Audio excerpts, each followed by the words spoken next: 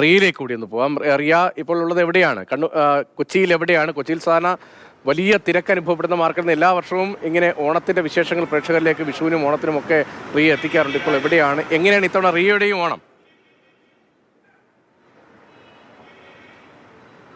രതീഷ്, നമ്മൾ നോർത്തിലുള്ള ഒരു പൂക്കച്ചവടം നടക്കുന്ന സ്ഥലത്താണ് ഉള്ളത്. ഇവിടെ എല്ലാ വർഷവും എല്ലാ സമയത്തും ഓണക്കാലം ഒക്കെ ആവുമ്പോൾ ഇങ്ങനെ പൂവിപണി സജീവമാകാറുണ്ട്. ഇത്തവണയും ഒരുപാട് ആളുകൾ പൂ വാങ്ങാനായി ഇവിടേക്ക് എത്തിക്കൊണ്ടേയിരിക്കുന്നു. കഴിഞ്ഞ തവണയൊക്കെ നമ്മൾ കഴിഞ്ഞ ദിവസങ്ങളൊക്കെ കേട്ടതാണ്, അല്പം വില കൂടുതലുണ്ട്. പക്ഷേ അവസാന ദിവസമാകുമ്പോൾ വില അല്പം കുറയും. അത് ആളുകൾക്കൊരു ആശ്വാസം തന്നെയാണ്. തിരുവോണ ദിവസം വീട്ടിൽ വലിയൊരു പൂക്കളം ഇടുക എന്നുള്ളൊരു പ്ലാനൊക്കെ പലർക്കുമുണ്ട്. അപ്പം അങ്ങനെ ഒരു കണക്കുകൂട്ടലുമൊക്കെ ആയിട്ട് ആളുകൾ ഇവിടേക്ക് എത്തിക്കൊണ്ടിരിക്കുന്നുണ്ട്. എല്ലാം കൃത്യമായിട്ട് വാങ്ങിക്കഴിഞ്ഞു. അതെ, വാങ്ങിക്കഴിഞ്ഞു. പൂക്കളൊക്കെ ഡിസൈൻ ചെയ്തിട്ടാണ് പൂവാങ്ങനെ. അതെ, ഡിസൈൻ ചെയ്തിട്ടാണ് മേടിച്ചത്. നാളെ ഒരു ഗംഭീര പൂക്കൾ ഇടാനുള്ള തയ്യാറെടുപ്പാണ്. ഒന്ന് പ്രതീക്ഷിക്കാം. എങ്ങനെയുണ്ട് വില? വില കത്തിയാണ്. പറയുന്നത് ഇന്ന് നാളെ അവസാന ദിവസം ആയതുകൊണ്ട് തന്നെ കുറച്ചൊരു ഡിസ്കൗണ്ട് ഒക്കെ ഉണ്ട് തോന്നുന്നല്ലേ? കഴിഞ്ഞ പ്രാവശ്യത്തെ പോലെ തന്നെ ഏകദേശം, വലിയ വ്യത്യാസങ്ങളൊന്നും. അതുകൊണ്ട് കൂട്ടിയോ പൂവിന്റെ അളവ് കുറച്ചോ? ഒരു എസ്റ്റിമേറ്റ് ഇട്ടിട്ട് മേടിച്ചു, അത്രേ ഉള്ളൂ. വീട്ടിലേക്ക് പൂക്കൾ ഇടാനാണ്. അതെ, ഹാപ്പി ആണോ? ഹാപ്പി ആണോ? ഡിസൈനിങ് ഒക്കെ ചെയ്ത് പൂക്കൾ കറക്റ്റ് നോട്ട് ചെയ്ത് വന്ന് വാങ്ങിക്കുന്ന ഒരു സാഹചര്യമാണ് ഉള്ളത്. ഇപ്പം ഇവിടെ കച്ചവടം നടത്തുന്ന ഷൊർണൂരിൽ നിന്നുള്ളവരാണ്. എങ്ങനെയുണ്ട് ഇത്തവണത്തെ പൂവിപണി? എങ്ങനെയുണ്ട്? ആളുകൾ എത്തുന്നുണ്ടോ? വില കൂടി എന്നൊക്കെ ഒരു പരിഭവം പറയുന്നുണ്ട്. വില കൂടി ഇന്ന് കുറഞ്ഞിട്ടുണ്ട്. ആളുകളെ പ്രതീക്ഷിക്കുന്നുണ്ട്. തീർച്ചയായിട്ടും ഒക്കെ കഴിഞ്ഞിട്ട് വേണം നിങ്ങൾക്ക് ഓണം ആഘോഷിക്കാൻ. തീർച്ചയായിട്ടും. ഓക്കെ, അപ്പോൾ ഒരുപാട് ആളുകൾ വന്ന് വാങ്ങിച്ചു പോകുന്നുണ്ട്. ഈ കൊച്ചിയിൽ പലയിടങ്ങളിലും ഇതുപോലെ നിറഞ്ഞു നിൽക്കുന്നത് ഈ പൂവിപണി തന്നെയാണ്. കാരണം ഓഫീസുകളിലും ഒക്കെ ഒരുപാട് ആളുകൾ ഓണം ആഘോഷിക്കുന്നുണ്ട്. ഈ ഓണക്കാലത്ത് നാളത്തെ പൂക്കളത്തിനുള്ള തയ്യാറെടുപ്പാണ്. അതെ അതെ, എല്ലാം വാങ്ങി തുടങ്ങിയതേ ഉള്ളൂ. അങ്ങനെയുണ്ട്. വില കേട്ടിട്ട് ഞെട്ടിയോ? വില കേട്ടിട്ട് നല്ലോണം ഞെട്ടി.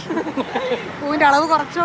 അളവ് കുറച്ച് പൂക്കളെ കുറച്ച് വെറൈറ്റി ഒക്കെ ഉണ്ട് ഇവിടെ. എന്തായാലും നല്ല പൂക്കളുണ്ടല്ലോ ഇവിടെ. പൂക്കളുണ്ട്, ഒരുപാട് പൂക്കളുണ്ട്. നല്ല വെറൈറ്റിയാണ്. ഇത്തിരി കൂടുതൽ എന്തായാലും. എന്നാലും ഓണം എന്തായാലും ഒരു കൊല്ലത്തിൽ ഒരു പ്രാവശ്യമല്ലേ ഉള്ളൂ. അതാണ് നല്ലതുപോലെ. എല്ലാ തവണ ഈ തിരുവോണത്തിന് വലിയ പൂക്കൾ ഇടുന്ന പതിവാണോ? അങ്ങനെയൊന്നുമില്ല, എന്നാലും ഞങ്ങൾക്ക് എന്നാലും ഞങ്ങൾ ഇടും. അതാണ് എല്ലാ ദിവസവും പൂക്കൾ ഇടുന്നത് തിരുവോണത്തിന് മാത്രം. അതിനുള്ള തയ്യാറെടുപ്പാണ്.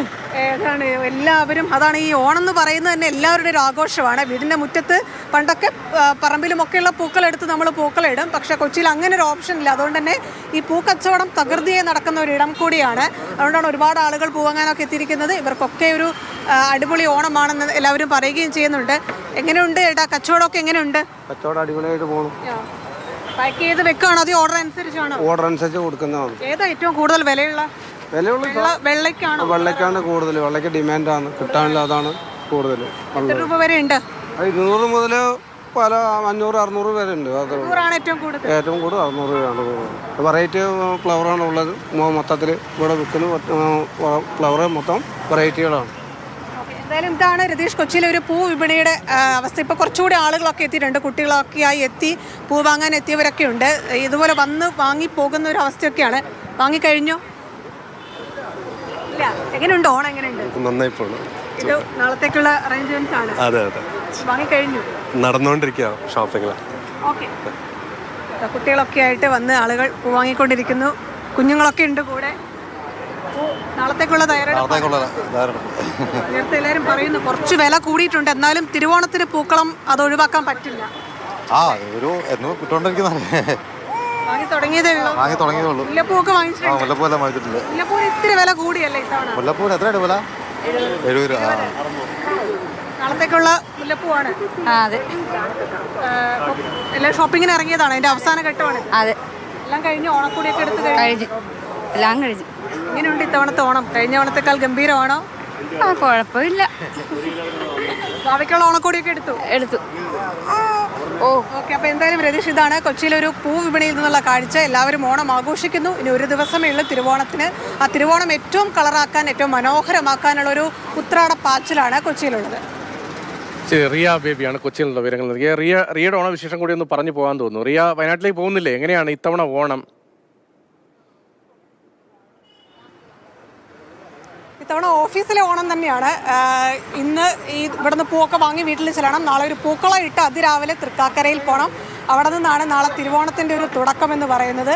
അതുതന്നെയാണ് നമ്മുടെ ഓണം. ഓഫീസിലെ കുറച്ചധികം ആളുകൾക്ക് വീട്ടിൽ ഓണം ആഘോഷിക്കണം എന്നൊരാഗ്രഹം ഉള്ളതുകൊണ്ട് തന്നെ വീട്ടിലെ ഏറ്റവും കൂടെയുള്ള എല്ലാവരും മോളും ഹസ്ബൻഡും ഒക്കെ ഇവിടെ ഉള്ളതുകൊണ്ട് കൊച്ചിയിൽ തന്നെ ഓണം ആഘോഷിക്കുകയാണ്.